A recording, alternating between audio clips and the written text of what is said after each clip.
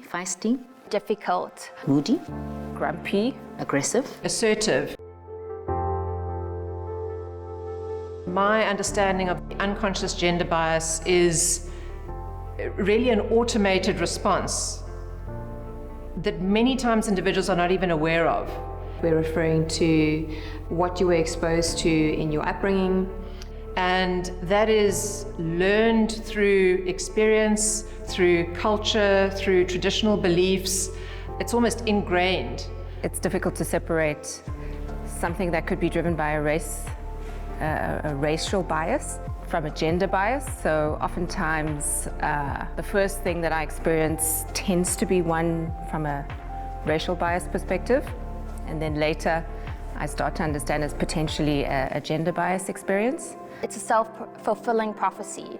A lot of the leaders are male, and typically you gravitate towards people who are male as well, and so it might not be conscious, but you tend to build relationships with people that are similar to you, and that can sometimes have a prejudicial impact on a woman and her career growth.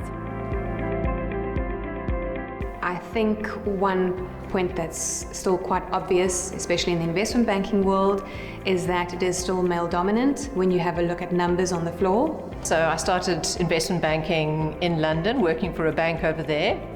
And I very clearly recall going into a meeting where I was leading a discussion on a due diligence, actually on a project, fully prepared for the meeting, and I had another female colleague with me, which was quite unusual to have all female attendees from the bank side.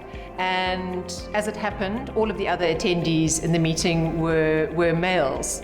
And we were ready to kick off the meeting, and I do remember the older male colleagues sort of looking around the room, intimating that we were missing someone who was going to be leading the meeting.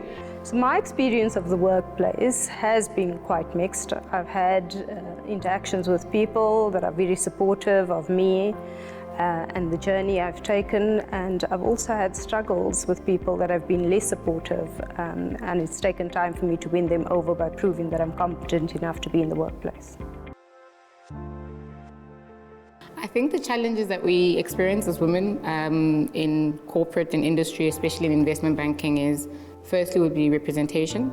I think it's not a secret that there aren't enough of us, and as a result of that, it makes it very difficult to groom and to make sure that there's an access for new women or younger women to join the industry. My belief is that in terms of corporate structure, it has been developed in a way that is traditionally informed by hierarchy, which stems from patriarchy. So as females, the challenge of coming out of our natural setting, which is to nurture and to bring people together, and to now conform to a hierarchy, the difficulty is the tension in trying to move from what's natural to you.